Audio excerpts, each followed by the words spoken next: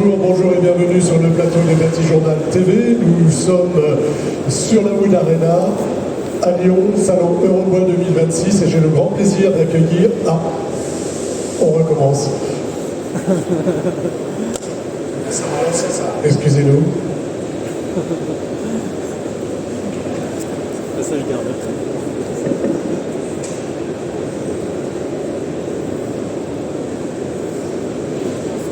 Un tout petit souci technique et qu'on règle en 5 minutes.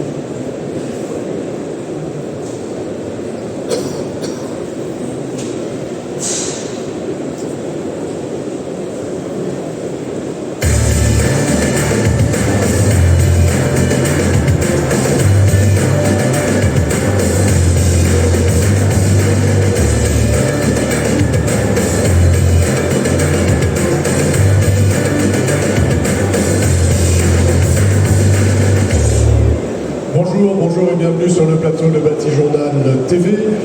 Nous sommes sur la Wood Arena, salon Eurobois 2026 à Lyon. Et j'ai le grand plaisir d'accueillir sur ce plateau Marc Tiasselin. Marc, bonjour. Bonjour. Marc, vous êtes un navigateur. Et bien, je vais vous demander de vous présenter pour ceux qui ne vous connaîtraient pas. Et pour dire aussi que nous allons parler Vendée Globe 2028, nous allons parler Marco Polo et nous allons parler bateau en bois.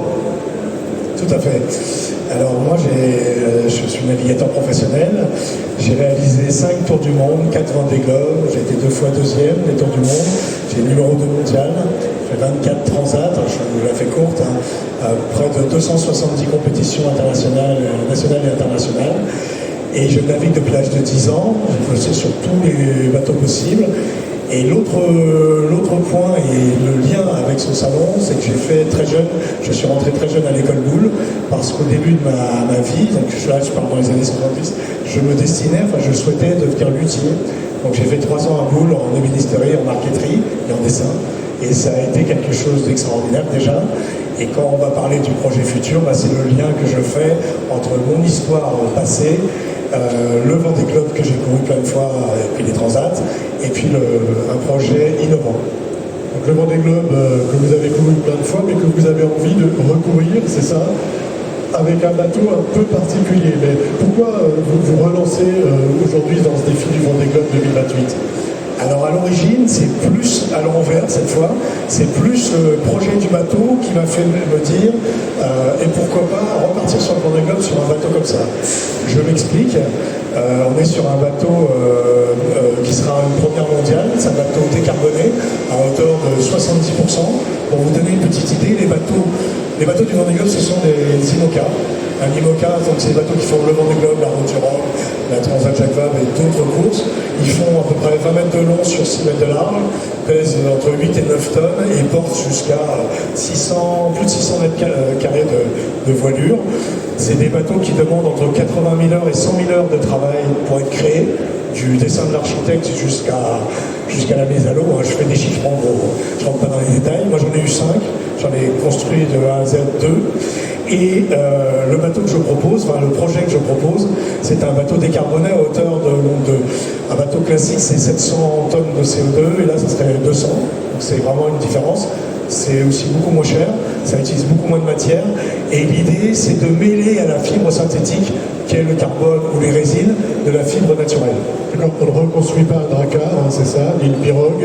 On fait, on mixte, on va dire, la résine carbonée à une résine bois ou autre. Alors j'explique un petit peu, explique un peu parce que dans ce cadre-là c'est intéressant. C'est essentiellement sur la partie de la coque, puisque les mâts sur ces bateaux-là sont standards, tout le monde a le même mât, tout le monde a la même quille, mais la coque, donc doit la voir sur les images. L'idée, c'est que la structure de la coque, que ce soit les renforts et les pots extérieurs, je ne rentre pas dans les détails, ce sera 40% en carbone, 60% à peu près en bois, en contreplaqué européen. Le carbone sera essentiellement dédié sur ce qu'on appelle les renforts de sécurité, puisque ce sera un bateau compétitif, mais aussi qui remplira toutes les normes de sécurité, c'est vraiment important. Et les autres aspects qui sont un peu moins liés à Eurobois, c'est le bambou et le chanvre qui intégreront le bateau au niveau du pont et au niveau des aménagements intérieurs.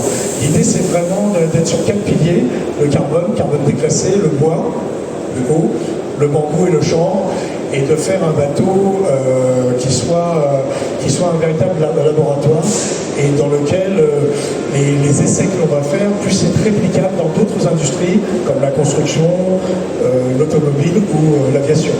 C'est-à-dire que ce que vous allez développer, ce ne sera pas uniquement pour le bateau, mais c'est aussi pour le proposer à d'autres industries, l'industrie du bois, l'automobile et ailleurs. Tout à fait. Pour vous aider dans la réflexion, par exemple, le bambou, qui n'est pas lié ici sur le salon Eurobois mais qui existe, il y a des ingénieurs qui travaillent sur le futur Airbus vert, et dans le futur Airbus vert, une partie du bambou sera dédiée aux coffres à bagages, aux arrières de siège dans l'avion, aux gaines d'aération, etc., au nez de l'avion et tout. Idem pour le chanvre, on en parlait avec un jeune tout à l'heure. Le chanvre est présent partout, il est utilisable dans beaucoup de choses, et il est présent dans des tableaux de bord de véhicules à hauteur de plus X millions de trucs. Donc cette diversification du monde du nautisme de course, et potentiellement du nautisme de cours, c'est une des idées qui me pousse à créer ce bateau. Ça veut dire qu'avec le bois, on peut innover aujourd'hui, on peut innover sur quelque chose de très performant et de très high-tech. En fait, on oublie, mais depuis toujours, depuis l'origine du monde, les bateaux ont été faits avec des fibres naturelles et du bois principalement, mais aussi du papyrus, du bambou et autres. Et on est passé à l'industrie polyester dans les années 60-70 parce que ça apportait des gains de productivité, ça coûtait beaucoup moins cher. On continue encore aujourd'hui, et heureusement d'ailleurs, à construire des bateaux en bois. Je vais prendre juste un chantier, si vous connaissez un peu la voile, c'est RM Yacht à La Rochelle qui fait des bateaux en bois, mais il y en a d'autres. Et il y a aussi des bateaux classiques qu'on aime bien revoir naviguer, donc il y a beaucoup de bateaux en bois. Et l'idée, et le carbone est arrivé, moi je fais de la voile depuis 1970, donc ça fait un peu longtemps. Le carbone nous est aussi arrivé peu à peu, petit à petit. Ça coûte toujours cher, mais ça coûtait cher, et donc on est arrivé aujourd'hui à nos bateaux de course qui sont full carbone, comme on dit.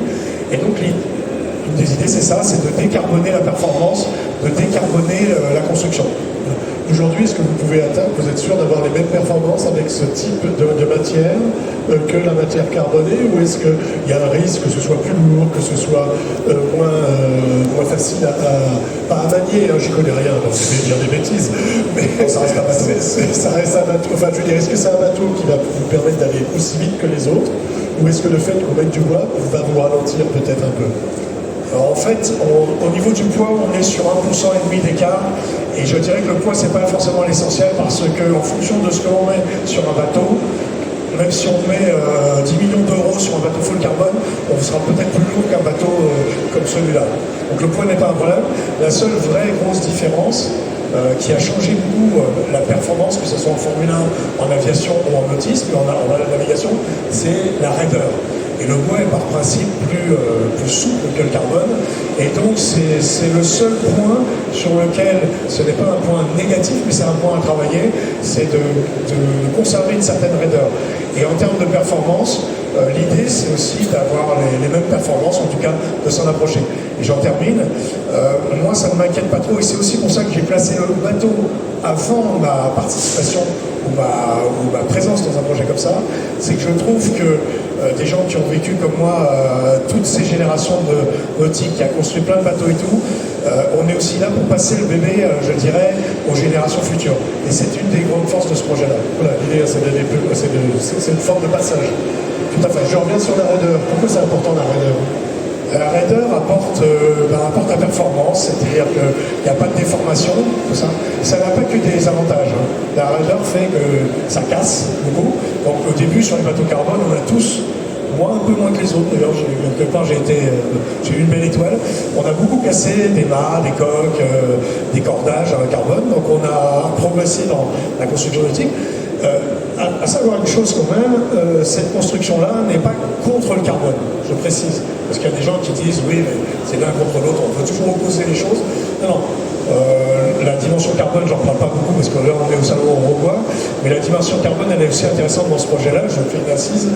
C'est le carbone des A380 qui n'ont pas été construits, qui est récupéré sur les chaînes d'assemblage d'Airbus. Et sinon, le carbone en question était enterré autour des usines à Saint-Nazaire et à Toulouse. C'est quand même un peu dommage. Et donc, il y a une société à l'intérieur d'Airbus qui a décidé de le vendre ou de le céder pour que dans les éoliennes, dans le nautisme, dans l'automobile, on utilise ce carbone qu'on appelle déclassé. C'est-à-dire qu'il est toujours très bon, mais la date de péremption est dépassée. Et donc, le carbone sera utilisé là où il est nécessaire et le bois sera utilisé là où il est nécessaire. Nécessaire et utile.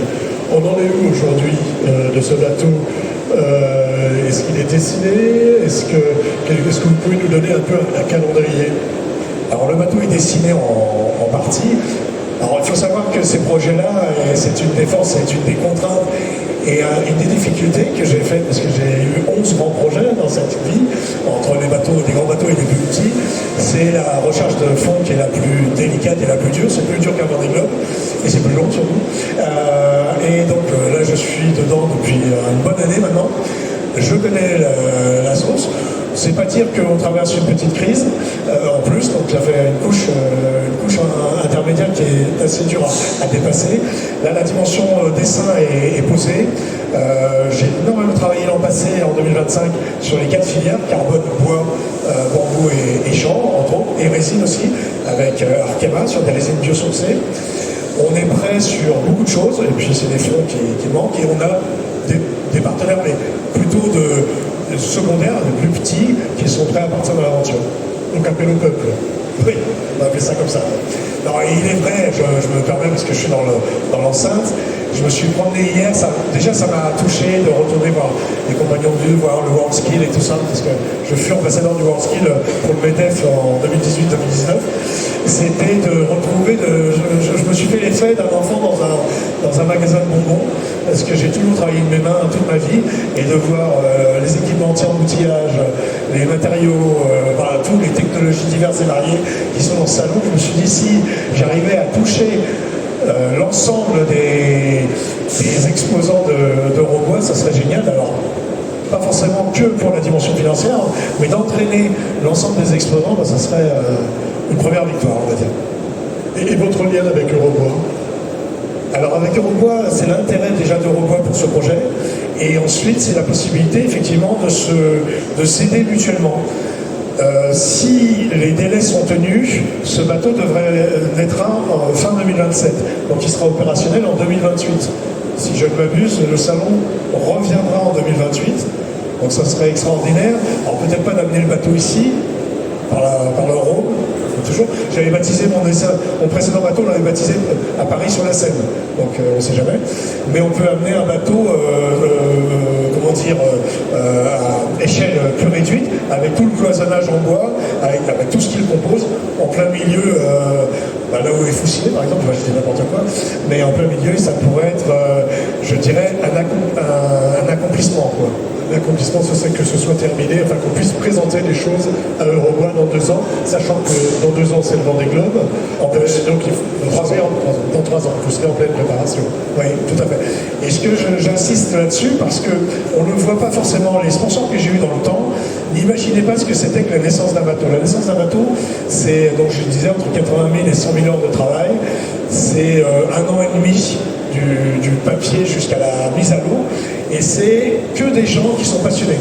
C'est essentiellement un monde de TPE, PME, le tissu français, on va dire, quelques grands groupes, mais c'est surtout des TPE, PME, et exactement le profil des personnes qui sont ici dans ce salon. Exactement. Et donc c'est assez génial. Et là, quand je citais le chantier qui veut avoir la construction du bateau, c'est le chantier du Ken. C'est quelqu'un qui travaille qui travaille pas dans le monde nautique, qui travaille pour Dassault et Airbus. C'est ce côté diversification. Donc je pense que que des personnes ici présentes pourraient peut-être diversifier et s'intéresser à un sujet comme ça. Et s'intéresser à ce sujet. Une dernière question, Marco Polo, pourquoi? Parce que ma société s'appelle Marco Polo, et puis parce que j'aime bien, moi je m'appelle Marc, donc voilà. Je fais ça simple. Voilà, c'est simple, il n'y a pas de chichi. Non. Après, j'en termine, le bateau, une des idées que j'ai au-delà du Vendée Globe et au-delà des courses françaises, on va dire, c'est que ce bateau soit visible à l'international beaucoup, c'est-à-dire qu'il aille à New York, à Hong Kong, etc., pour que la technologie qu'il transporte, la façon dont il a été fait, soit visible par le plus grand nombre. Et ça, c'est très important pour moi. Parce qu'il y a des courses où il y a 600 bateaux, comme le Fastnet, comme les courses en Méditerranée, etc. Il y a vraiment une idée de transmission et de savoir-faire français aussi par rapport à ça. Oui, là actuellement, toutes les personnes qu'on a vues pendant la nuit 2025, c'est des branches françaises avec de l'approvisionnement plutôt français, voire européen, mais c'est aussi un des facteurs du projet, enfin des éléments du projet importants. C'est de travailler aussi le côté de la proximité. La proximité, la transmission, le savoir-faire. On a fait un bon tour d'horizon. Est-ce que vous voulez ajouter quelque chose? Non, c'est parfait. On vous souhaite bonne chance. Oui, merci. Merci beaucoup. Merci. Et merci de m'avoir accueilli ici. J'ai eu une seconde jeunesse en baladant hier et je vais retourner tout à l'heure. Écoutez, merci d'être venu là. Vous pouvez l'applaudir, évidemment. Merci. Une émission, un petit temps d'échange à retrouver sur notre site internet Batijournal TV et bien sûr sur les sites de nos partenaires que sont le Salon Eurobois et le magazine Windsurfer. Merci à vous. Merci Stéphane.